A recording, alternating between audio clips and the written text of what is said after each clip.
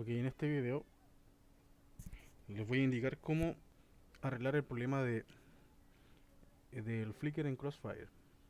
Como pueden ver acá, se produce con la sombra y la luz un flicker, un parpadeo de la sombra y de la luz.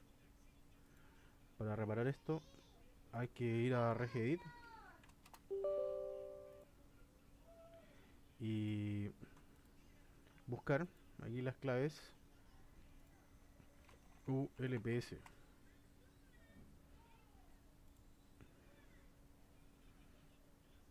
Está buscando.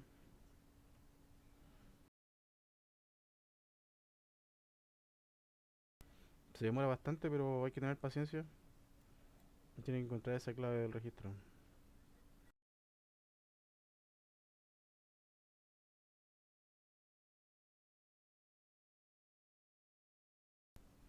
Ok, entonces encontró esta clave que dice Enable ULPS, ¿ya? Y hay que ponerlo a cero.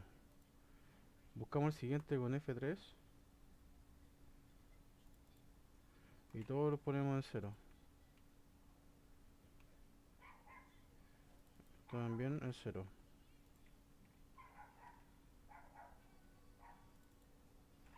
Cero, ok.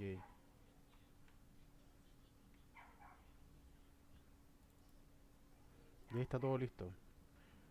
Luego de eso reiniciamos y deberíamos arreglar el problema.